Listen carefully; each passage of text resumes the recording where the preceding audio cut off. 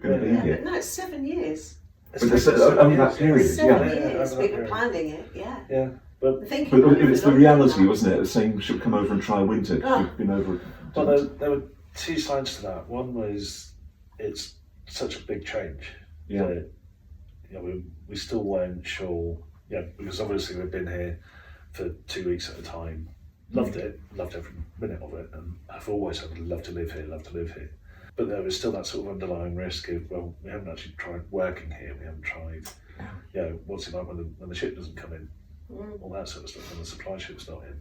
To us, it was such a big risk that we decided, well, let's just try it for 6 months and see how we get on. And if we find the winter's just horrendous, or we found it too isolating or anything like that, and it's not. It's actually completely the opposite.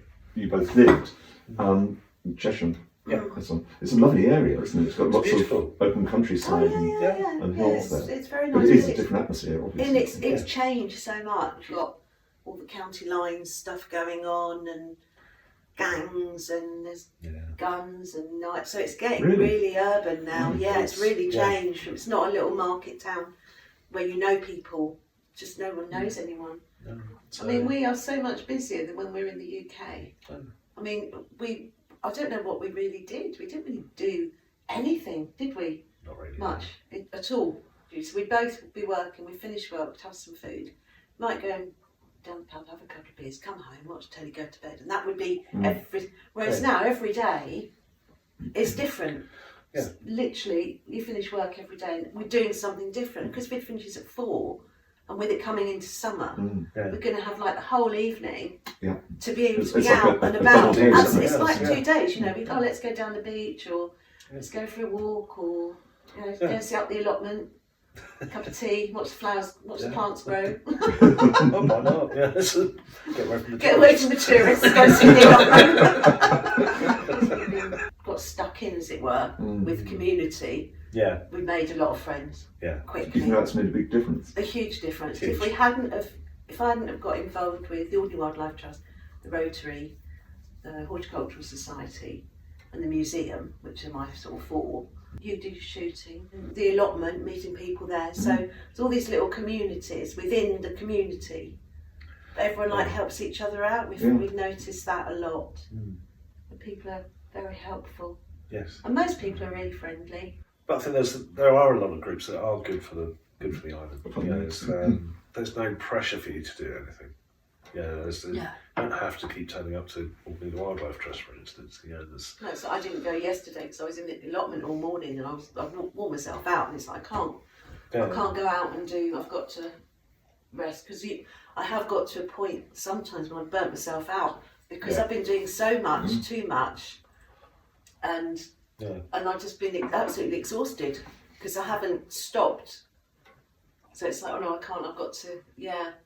So it depends, again, if you want to do things or not. If somebody just comes over and scans around a couple of days in summer, weekend or something, what's everybody doing? Nothing's going on. Wow. There is so much going on. But I think to live somewhere like this, or the Outer Hebrides or Orkneys and that sort of thing, you've got to be a certain type of person. You've got to be willing to do stuff on your own, but also you've got to be a bit sort of more like a problem solver. Certainly I think to be self-motivated. Yeah. If you sit and wait to be entertained, then it won't happen. Yeah. Whereas here, we love it. Everyone waves to each other who drive past the car. I don't know who they are. They're not good. Just walking through town. I just feel if you don't wave back, then there'll be something on Alderney residents. Watch out for that bloke in the Land Rover. He doesn't wave at you. But no, that's what we did before we came. I joined the Alderney Residents Group Facebook about a year before we came out here, just to learn about what's going on and ask questions. And I got so much response from people. Oh yeah, this, that, and So when we came over here, I knew there was a lot.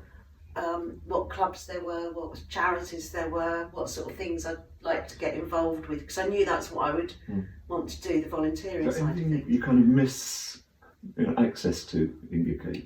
Because it's so easy, isn't it? Next day, 7 o'clock on a Sunday. Next day delivery. I mean, the biggest one for me was when Alfie was supposed to come over for his 30th birthday just before Christmas and couldn't make it because of the weather and there were no planes flying, and I was like, I want to go home. And this was my one major wobble, wasn't it, just before Christmas. And I had to take myself off. I walked around the whole island and just took myself off for a long walk just to sort of think, because I was so upset.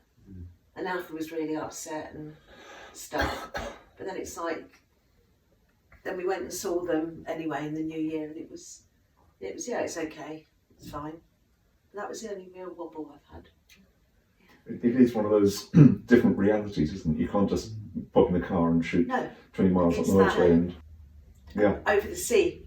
Yeah, and it is difficult to get here, to be fair, isn't it? You've got to want to get here. You have really want to. That's what I didn't know that was there. It's good. I mean, it's certainly good enough for everyday use, that sort of stuff. But for the work that I do, I need a reliable internet connection, one that's stable. So, but Elon Musk's Starlink actually managed to get a license about a month before we moved over to actually start providing services here. So I signed up for that, and that's worked out to be absolutely brilliant. Yeah, so it's not only can we, like, I can do all of my work, which is quite intensive on the internet, but we can also run all the laptops and everything else, TVs, all that sort of stuff through that, and it's very, very stable. So finding solutions around that has actually really enabled us to stay here. We were in the Alderney centre, weren't we? And said, we can only take cash because the card machine was down. Well, I said fine, so we went and got cash. But if the cash machine had been broken, then you've got no way of... You can't buy anything. You can't buy anything, because a lot of things, it's minimum £5 to pay by card. So it's like, I'll carry some cash, I only want a pint of milk. So I'll go down to Jean's and get 2 pints of milk out of the machine, and I've got cash. And, so... The car park. Basically, it says maximum stay is 96 hours, no return for 1 hour. Also, certain areas of the island, you'll probably get a text message from Jersey Telecom saying, "Welcome to France." Yes. People stop when it's ready to be done. Everyone stops for a chat. Yeah. Yes. And everyone is... You sort of stop in the street and like you're there like 20 minutes later still having a chat. Well, cars stop next to each other and they're talking to each other through the window. That just wouldn't happen on the mainland. No. People wouldn't stop and chat for that long because everyone's in a hurry to do whatever. Nothing. So I think it's the friendliness and the chattiness is the big one, I think. I found it, I mean, it's obviously very, very nice and it's lovely, but I found it quite almost difficult to cope with in the beginning. I found it quite overwhelming. But yes, oh wow, you're on the island and blah. I was like, yes, I've only just got here. It's okay. Yeah, it's fine. It's quite a shock. And like people knowing stuff as well, because when the house fell through at Simon's Place, the amount of people said, "I'm so sorry about your house. I didn't even know this was your house." I was a bit gossipy, but not in a not malicious. Not in a malicious way. No, not malicious. So that's Alderney. That's Alderney. I've only been here for a few months. It's exhausting, isn't it? Oh, dear. It is. There's so much going on. It's only commented about Alderney saying that there's nowhere else in the world where you can be in a queue at the builder's merchant and you've got a banker, a lawyer, a builder, a plumber, all of that sort of stuff, and they're all just chatting together quite happily. There doesn't seem to be that sort of social hierarchy of the class thing. system. But everyone's just in there together and they're all chatting away quite happily.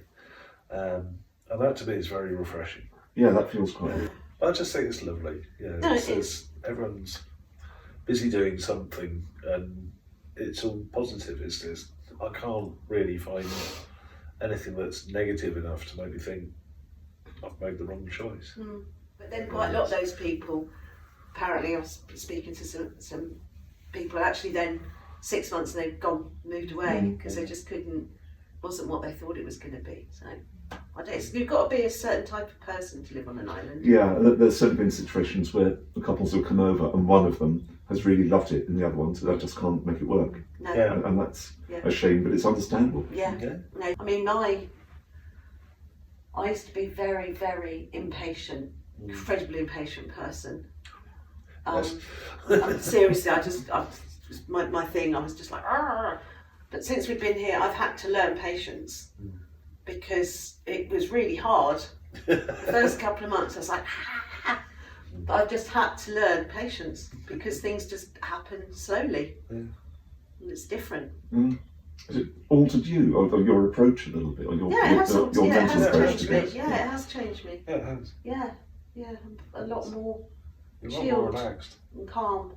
I think it's changed. It's certainly changed. It's changed my outlook on life and what's important and what's not important. Oh, that's really interesting. Yeah. Yeah. But I think it's like I said to you the other day. You have to step away from something to sometimes realise that it's not right, and you've got to change something. And I think actually coming over here made us realise, wow, we should have done this a long time ago.